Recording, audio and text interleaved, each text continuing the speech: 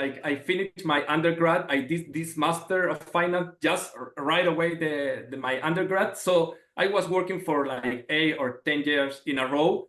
And then I had this opportunity to go back to the academic life, like in a full-time manner. That it's been amazing for me, like to being able to reset my mindset in a way, to learn the new trends like sustainability, like AI, to get all this insight from like in a very fresh perspective. So for me, the challenging part was like to down your barriers. Because I was working like in a high position in a way, and then you are a student all over again. So for me, it's like to reset yourself and to be like able to be flexible with different opinions, like to be able to learn again. Yeah, in my case, the decision was based on a personal experience that I had.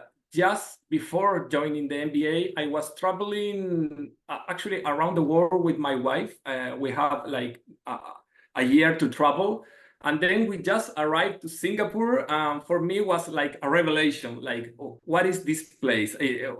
How can a place grow so much in just in a few years? And I saw all the development, like how clean the city was, how safe it felt for me. So I was like, oh, wow, I really wanted to have this experience a little bit more. And then I realized that, okay, I really wanted to study again because I had that idea in mind. I knew that NUS MBA was like really good, like the best in Asia. And then I just, for me, it was like my only choice. Actually, I just applied to the NUS MBA and then I got it. So I think that for me was to have the opportunity to live in Singapore. Yeah. Did you observe any similarities, differences between Singapore, Asia, and Latin America? Yeah, I think differences we have like quite a lot.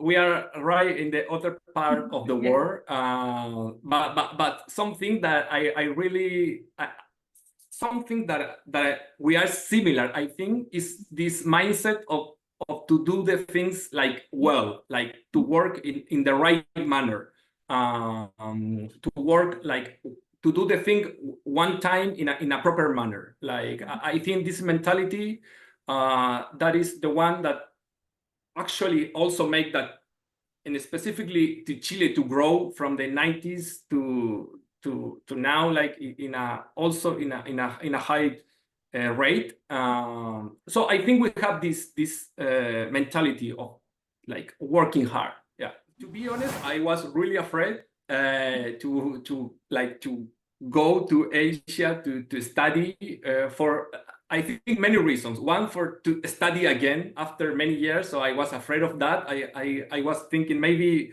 I don't know, I'm not able to to learn new things. But that was like one thing. Then also to adapt to a different culture.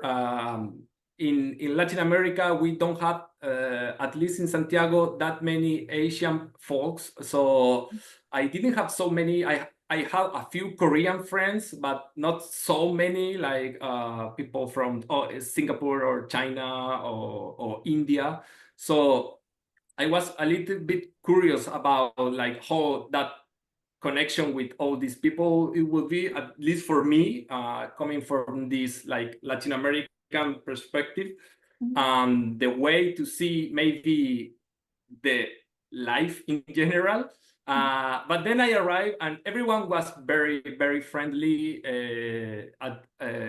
to me, even respecting like having this different like accent, like a Latin American English accent that is quite different from the Singaporean or the Asian English, that it's different. So for me, it's been a great journey overall. Yeah.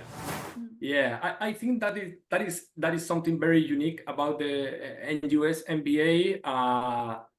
The classroom is like full of people from different countries. That is something very unique, at least from my past experience.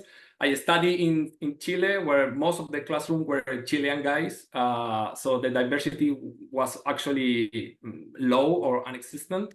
And here on the classroom, you have people from everywhere, and that is unique. You start to share about like the most simple thing, like how is your breakfast, how is the kind of food that you have every day, and then you also get this different sense of how the people think or work, because you have to do a lot of work with, I don't know, all the groups where people, I don't know, from one guy from India, one person from Japan, one person from China, and then one guy from Chile, and then someone from the US. So the groups were very diverse, and not only about the nationalities, also about the backgrounds of the people from the cohort. We have people working in finance, but also people working in something related with technology or engineering or medicine. So that was very like rich. The classroom in that sense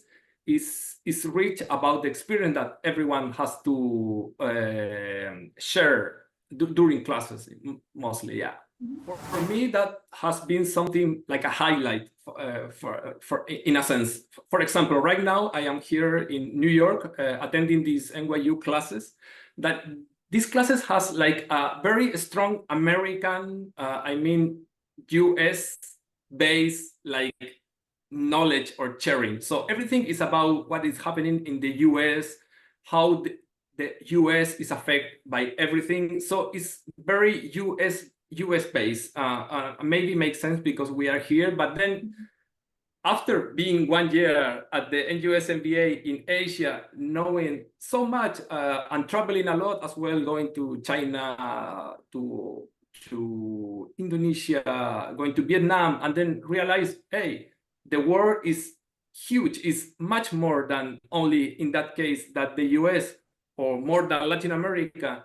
So my mindset is like, now sometimes during classes I'm actually feeling like, hey, this guy or this professor is like missing the point because he's only speaking from one position, like he's missing like half of the word. So I think that is something very rich that we can share during classes, like, hey, I don't know, I've been to China and in China is different because of this, of that. So having this Asia focus for me has been like an opener for my mind, like, oh, I have now this different mindset, and I realized that staying here in the US, having these classes like very American based, and is, hey, the world is more than that, and of course that is thankfully for NUS MBA, right? Actually, the cohort is very diverse. One of our cohort fellows that is called Min Kyun. She is also a lawyer from Korea,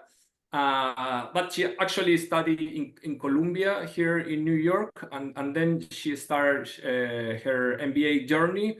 So there is also lawyers studying and having this NUS MBA journey.